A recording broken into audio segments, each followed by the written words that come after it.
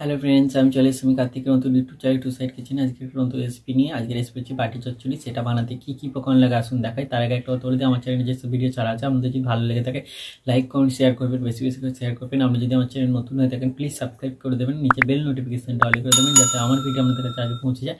তাহলে চলুন বাটি চচ্চড়ি রেসিপিটা বানাতে কী কী উপকরণ লাগে আসুন দেখাই।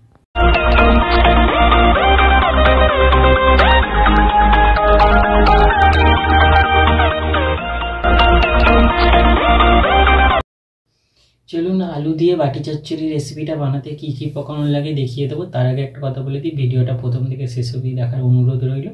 তাহলে চলুন রেসিপিটা শুরু করি। এখানে কিছুটা আমি আলু পরিমাণ মতো ডুমো ডুমো করে কেটে ভালো করে ধুয়ে নিয়েছি।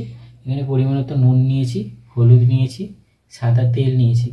এখানে টমেটোমের অর্ধেকের নিয়ে 4 টুকরো করে নিয়েছি, 4টে কাঁচা লঙ্কা চিড়ে নিয়েছি, আর এখানে ম্যাগি মশলা নিয়েছি। তাহলে চলুন রেসিপিটা শুরু করি। এবার আলুটার মধ্যে দিয়ে দেবো নুন, হলুদ, সাদা তেল, চিড়ে রাখা কাঁচা লঙ্কা, টমেটো কুচি, দিয়ে দেবো ম্যাগি মশলা। এবার এর মধ্যে দিয়ে দেবো জল। সব দিয়ে দিয়েছি, এটা বসিয়ে দেবো। গ্যাসটা জেলে বসিয়ে দিয়েছি, এটা ভালো করে সেদ্ধ করে নেবো। বাটি চচ্চড়ি রেসিপিটা রেডি হয়ে গেছে, এটা হয়ে গেছে, তো নামিয়ে নেবো। দেখুন আমার বাটি চচ্চড়ি রেসিপিটা রেডি হয়ে গেছে।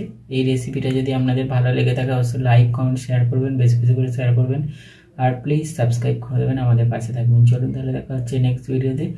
এরকম নিত্য নতুন ভিডিও পাওয়ার জন্য আমাদের চ্যানেলটাকে অবশ্যই সাবস্ক্রাইব করবেন, আমাদের পাশে থাকবেন। চলুন তাহলে দেখা হচ্ছে নেক্সট ভিডিওতে।